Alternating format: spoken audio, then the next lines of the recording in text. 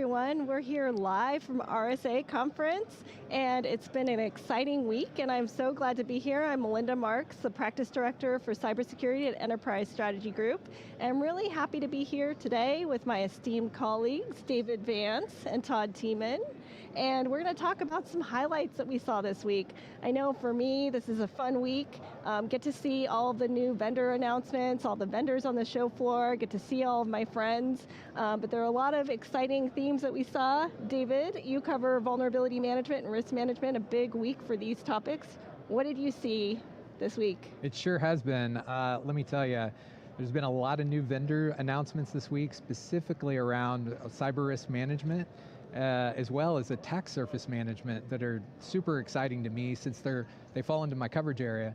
But these capabilities are great, but they're not ultimately the silver bullet, but they help enable security teams and organizations address these very important issues. So super excited to see these things. Yeah, and I love that this show is a show that really brings people together to share best practices. We get a lot of announcements. I know it's a big marketing event, but there's a lot of great conversations on how to help CISOs be successful in managing risk, and also, we come from the vulnerability management space, and how can you be efficient and be successful? Any thoughts on that? That's exactly right. So these tools, I think, are important to help security teams address these important issues. I think one of the things that is really important for organizations is just visibility, because you really can't protect what you can't see, and if you don't have visibility into your assets and attack surfaces, then how do you know that you don't have assets that are exposed? So absolutely. Yeah. That actually sort of plays into something I saw from my neck of the woods. I'm focused, as you know, on data security, identity, and one of the up and coming sexy topics is data security posture management. And one of the things that's doing is visibility into what data's out there, and that means identifying the data as well as classifying it. And so you can't protect what you don't know about, and there is an issue of what you could call shadow data, where it's data where the IT and IT security folks, they don't have visibility to it. The line of business off in the cloud doing something innovative to move that line of business forward, but they're doing it without the security team being aware of it. Yeah. So that's an ongoing issue, and one of the things that was interesting, there's been a lot of activity there in terms of mergers and acquisitions, mostly acquisitions. Yep. You had CrowdStrike buying Flow Security. You had Laminar being acquired by Rubrik, IBM with Polar, Dig with Palo Alto Networks. Mm-hmm. But you also have companies that are going at it with products that are quite innovative. Mm-hmm. So there's a play between, is it going to be platform, is it going to be more product, and it's probably going to be both. I know it's an unsatisfying answer, Absolutely. Which is going to win, but it's probably going to be both. Well, and these are in areas that are scaling rapidly. So you need to think of, when you talk about visibility, there's also that control aspect. And this conference is all about what are you going to do to arm your security teams to be successful in their roles as their companies are trying to use these new technologies.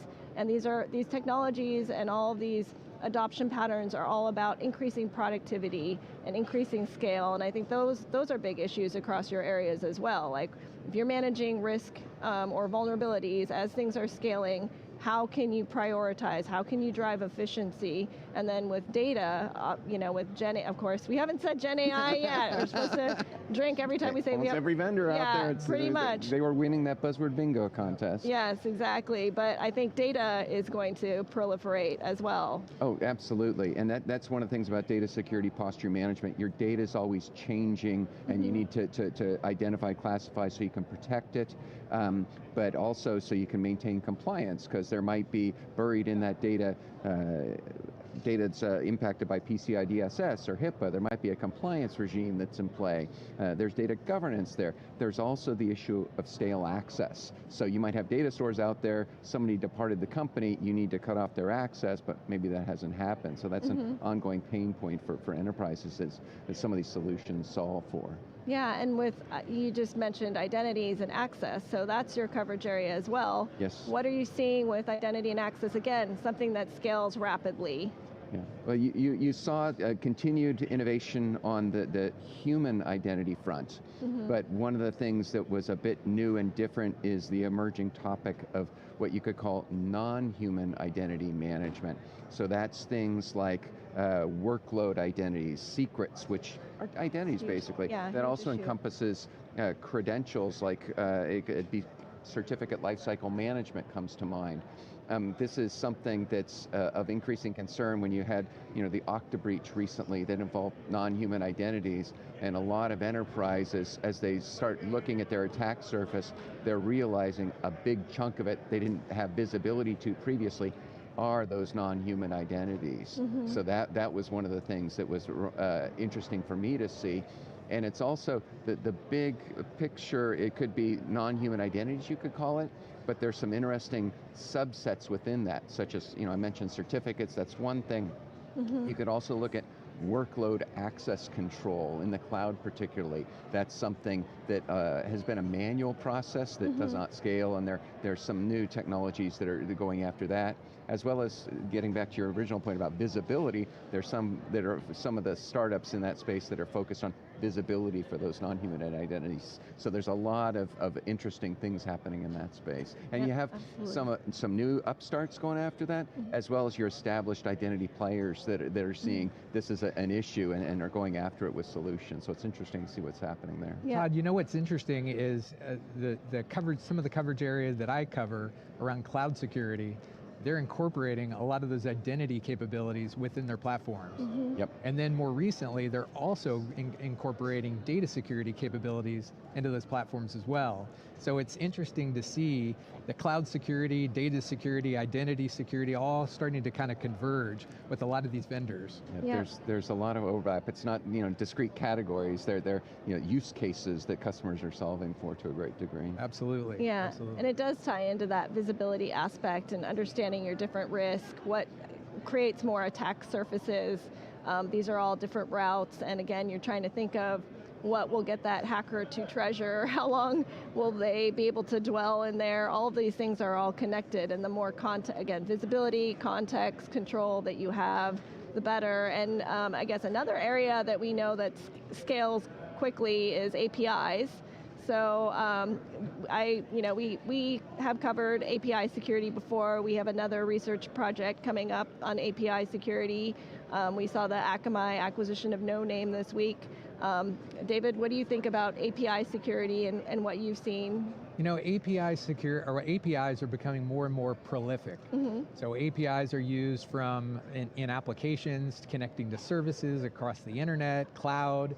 They touch a lot of different things. So, previously, I think security around API wasn't very much thought of a number of years ago. It was kind of an afterthought. And then a few years ago, some vendors started popping up saying, hey, we really should protect these things. We should secure these things. And I think that the first step in that is the discovery of APIs. So a lot of companies, they start using APIs and they don't even realize how many APIs they're actually using. That's right. So these vendors are starting to address, or have addressed, discovery of APIs and then securing those APIs, not just initially, but also during runtime as well. Yeah. Visibility, baby, visibility. You got to observe that. And it's also that developer enablement, because APIs are they're very powerful in that developer toolkit to build more complex applications. When you think of the applications that we want to be using, they are more complex to be more feature rich. They have more integrations. You have a lot of partner integrations and things that are connecting resources.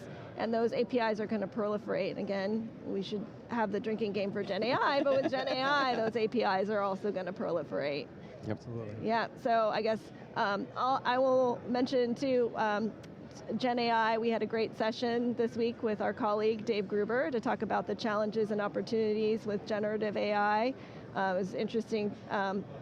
Definitely, if folks can check out that session, I highly recommend it.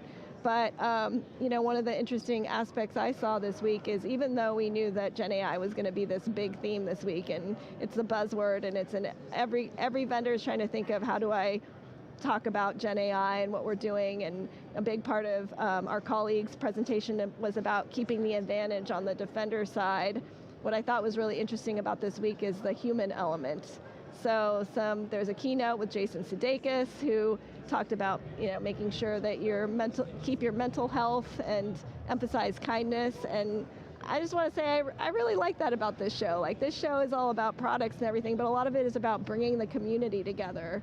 What did you guys think? It's just been a great week. One of the things I saw, I have to talk a bit about technology there, because I found there's some interesting technology, because, okay, Gen AI, it opens potential vulnerabilities, so you got to classify the data that's feeding your model, as well as make sure users don't inadvertently disclose PII, and that's for SaaS applications as well as their internal Gen AI infrastructure. And there's some interesting ways to do that in a positive way, where you're basically establishing guardrails saying, you just cut and paste PII into the SaaS, with the SaaS application, or from Gen AI. You sure you want to do that? Yeah. And it's sort of a positive thing, because most of the violations are inadvertent. It's good workers trying to get something done, but they didn't know they were violating policy. Absolutely. And so there are nice guardrails there. Rather than alert going to security and the heavy hand coming down, it's training those users, sort of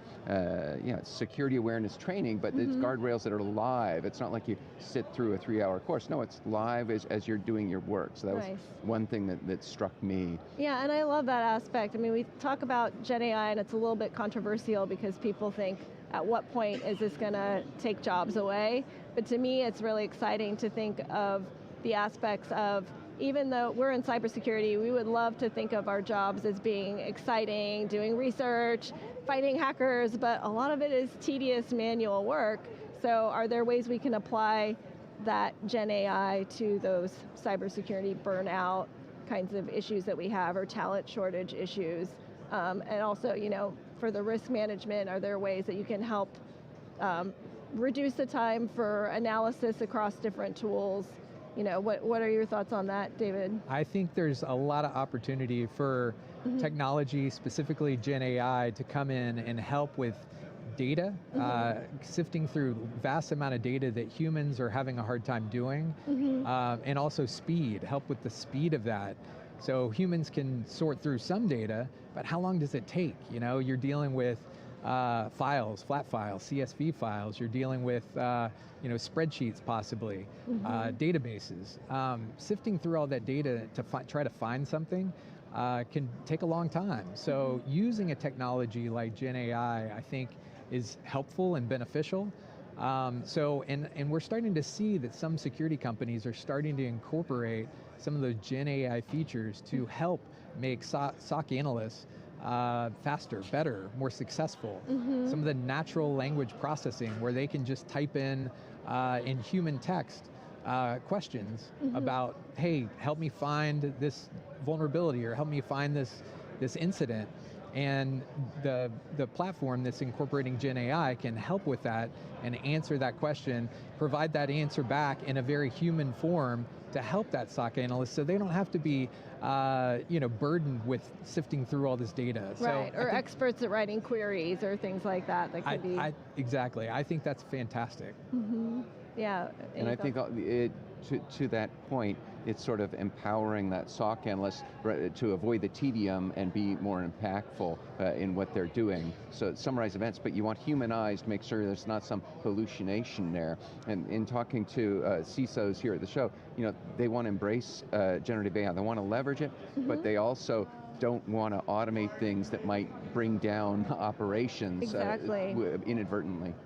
Yeah, and we see that from our research. Our colleague Mike Leone put out a bunch of great research on Beyond the Hype, analyzing Gen AI and planned usage. But for us, for security people, it's important that we stay ahead of that, and we can enable people to use Gen AI to do exciting things like more quickly build applications, automate processes, but make sure that it's done in a secure way by setting the right processes and making sure that it's safe. And I know we have some research coming up on modern application security and helping developers be able to use Gen AI. How do we expect security teams and AppSec teams to be able to support that? Are there ways that Gen AI can also, again, reduce the toil for those AppSec professionals who have to support development teams? Anything else to add? We've been working hard on this survey that's about to go out into the field. Yeah, absolutely. And Todd, to your point, you mentioned a minute ago about guardrails. I think giving developers guardrails when they're developing applications can help develop applications a lot faster, and so there's less security risk there. I think that's really neat to watch, and I'm really excited for the future where that becomes the norm. I think that will ultimately become the norm in the future, where developers don't have to worry about dealing with security tools, because developers, at the end of the day, they just want to develop applications. Right. They don't want to be burdened with the hassle of dealing with security issues. And I think that's a big theme here too, is how can security teams be successful doing the right things, incorporating security processes without creating friction for users. And I know that that's an area for you as well, Todd, for identity and access management, things like that, is reducing that toil, and also saw some announcements around browser security as maybe an entry point for a way to control security while not bugging users to keep entering passwords and things like that. Particularly for the workforce, as well as for contractors who might not have a company issue laptop. Absolutely, is a secure browser. One thing that caught my eye, we have some research happening around data resilience, which is the intersection of sort of data security posture management, because you have to identify and classify that data. Then you have to secure it, that might be DLP, that might be encryption, and then you also need to protect it, meaning backups, and then govern it. So your CISOs are looking at things holistically. It's not separate segments, it's I need cybersecurity resilience or data resilience. And one of the concepts I heard discussed was this concept of a minimum viable company. So you look at the healthcare company, what was that just got hammered and brought to a stop, Change Healthcare, I think. Oh, that's right. The concept is CISOs and CIOs need to understand what is those minimum applications they might need to have operational, so if a catastrophe happens, they can get back up and running quickly. And that involves planning ahead of time and figuring out what is critical. So that's one of the concepts I found to be interesting that a lot of practitioners are discussing. Absolutely, that really ties into your area of risk management as well, is figuring out the resource allocations and strategy around that. That's right, yeah, and I think is these, Todd, you mentioned Change Healthcare, is these breaches, and I think that was the second large healthcare breach this year that we've seen. And these breaches continue to happen with more and more frequency, which is really scary. And I think security leaders and organizations are under more and more pressure with all these breaches. They're having to pay ransoms. And so at the end of the day, they need to address risk. And risk management and risk evaluation is really important, and as more vendors start to incorporate risk features and risk capabilities, it will make the decision about risk, I think, easier, and hopefully organizations can take a more informed approach. Hey, do we want to remediate this risk, or maybe we can accept this risk, or put some kind of control in place for this risk? So I think addressing risk is becoming more and more important as we move along. Absolutely, and ensuring that CISOs can be successful in their roles versus not wanting to take a role because they just realize they're worried about their careers or being able to do their jobs effectively with all of these pressures. So, any other thoughts this week? Again, it's been a busy week. I've got one more thing that I wanted to mention. I heard an interesting quote yesterday from a customer, and they said every company is now considered a data company because they generate so much data. And the interesting thing is, if every company is going to be a data company, they've got to secure that data, because that data becomes a crown jewel. Absolutely, and the thing I always said or heard, and also we saw this in our research, is every type of company these days has to be a software company and create applications, and that's easier now because of all these technology advances, cloud computing, cloud native development processes, open source tools.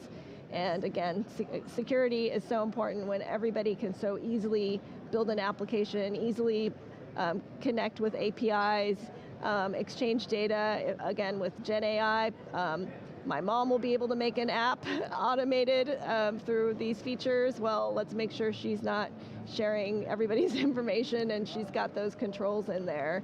Todd, any other thoughts? Well, Gen AI was like the buzzword bingo winner. Yes. And I think it's, you see a lot of companies sort of AI washing what they already do and maybe bolting it on at the margin. You're seeing some bring it in from a foundation, as a foundation there. I think we're going to see continued innovation in terms of applying generative AI to security tools. You're going to see innovation from adversaries as they use Gen AI to accentuate their threats. And be more persistent. They can launch more attacks that, again, it's a scale issue. But you're also seeing greater awareness from security teams that they need to protect that Gen AI infrastructure, make sure the data feeding the models is relevant data and doesn't have PII or is not inadvertently leaking secrets, as well as, as people use prompts, that you don't have, that it's appropriate. So it's sort of the AI a firewall for the inbound and outbound aspects of Gen AI data. Yep, absolutely. Well, Todd and David, it's been great being here with you to give this wrap up. Thanks for the folks who've joined us today for Eye on Tech. It's really, really great to have you join in. It's been an exciting week, and we hope you got some highlights from our conversation today. Thanks for joining, and we'll see you again soon.